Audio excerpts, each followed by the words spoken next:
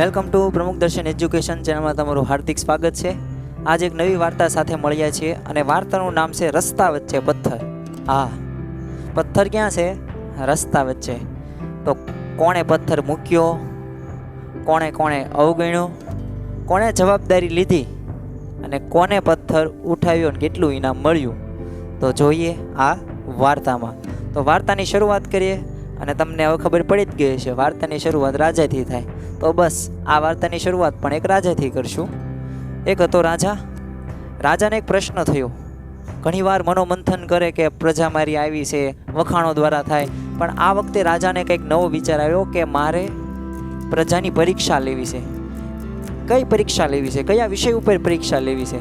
તો પરીક્ષાનો વિષય હતો જવાબદારી, કે મારી પ્રજા કેટલી જવાબદાર છે, આ વિશે મારે કહેવું છે, મારે જાણવું છે, અથવા તો મારે ટેસ્ટિંગ કરવું છે।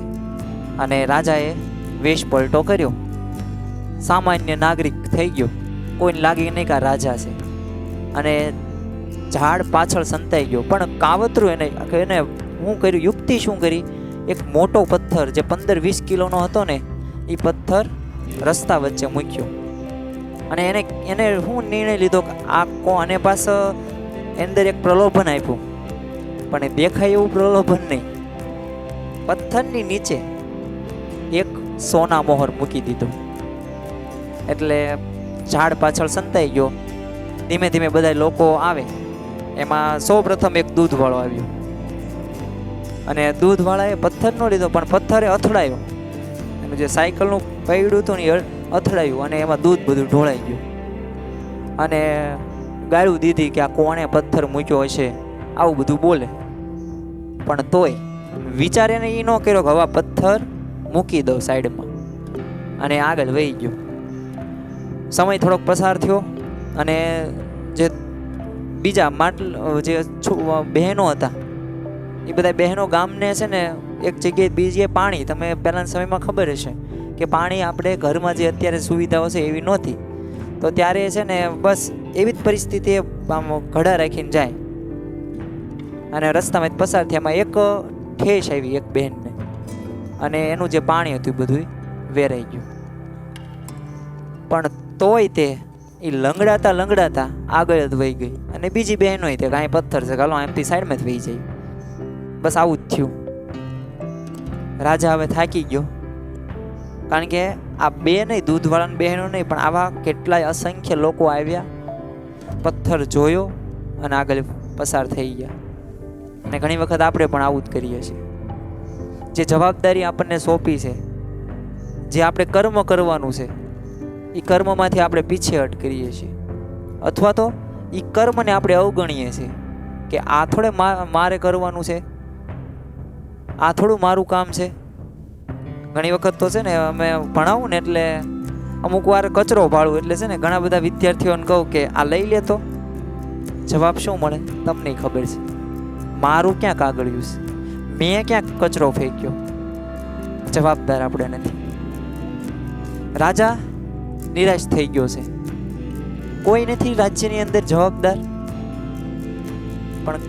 પણ થોડોક સમય બાદ એક નાનકડો અમથો બાળક સ્કૂલમાં જતો હતો અને વચ્ચે આ પથ્થર જોયો એને।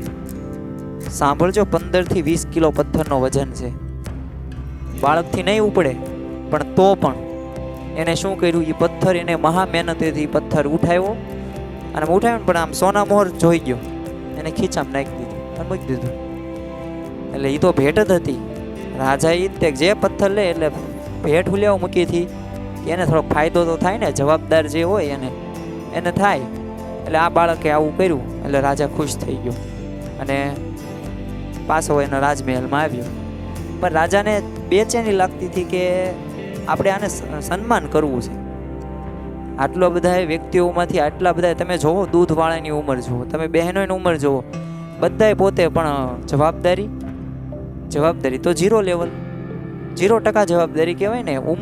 ઉંમરને એ બધું બરોબર છે જ, પણ સામે ઉંમરને સાઈડમાં મૂકીને તમે જુઓ કે એ બાળકમાં જવાબદારી કેટલી હતી, તો એના માટે કંઈક પ્રોત્સાહન ઇનામ આપી અને વાત આવી થઈ અને બીજા દિવસે આવી ચર્ચા કરવાની હતી, બોલાવવાનો હતો.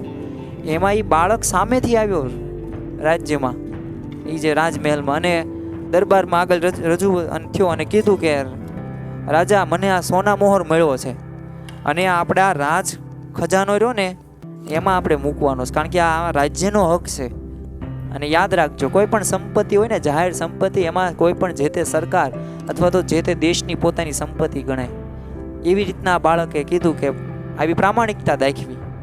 અને રાજાએ જે હકીકત વાસ્તવિકતા હતી ને કે મેં આ ટેસ્ટિંગ કરવા હાટું કીધી, એ પછી જણાવી. અને પ્રામાણિકતા અને એની જે જવાબદારી હતી ને એના લીધે એ રાજાએ એક તો સોના મોહરી આપી, પણ પાછળની 10 સોના મોહર એને ભેટમાં આપી. તો બસ આપણે પણ કેની જવાબદારી લેવાની છે. વાર્તા તો બરોબર છે, રાજા, પ્રધાન, પથ્થર, દૂધવાળો, બહેનો, સોના મોહર, ઇનામ, આ તો મુદ્દા છે. પણ હવે આપણે શું વિચારવાનું છે? કઈ જવાબદારી આપણે લેવાની છે? પરોપકારની જવાબદારી, બીજાનું સારું થાય એવી જવાબદારી.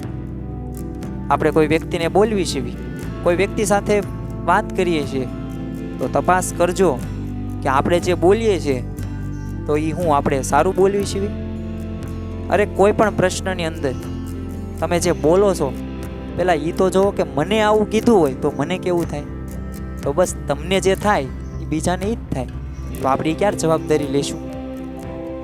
બીજું કે પ્રમુખ સ્વામી મહારાજ શતાબ્દી મહોત્સવ ગયો 2 વર્ષ પહેલાં, સૂત્ર હતું જ્યાં સુધી 96 વર્ષ સુધી જીવે ત્યાં સુધી એક ટેગલાઈન સાથે જીવ્યા, એક સિદ્ધાંત ઉપર. કયું? બીજાને ભલાઈ કરવી, બીજાના સુખમાં આપણું સુખ. તો ક્યારે એ સુખ આવશે? એ ક્યારે આપણે કરશું? તો આ જોવાની છે, આ જવાબદારી છે. બીજાને મદદ કરવી. તમે ધોરણ 8માં ભણો છો, ધોરણ 5 વાળા દાખલા નથી આવડતા, અને તમે 2 મિનિટ એને ખાલી સલાહ દીધી ને, 2 મિનિટ, કે જો આ દાખલાને આવી રીતના ન ગણાય, આવી રીતના ગણાય. મોટી મદદ થઈ ગઈ, કારણ કે એ બાળકને તમે ગણિતમાં રસ અને સરળતાથી કરી દીધું તમે. તો ક્યારે આપણે એવી મદદ કરશું?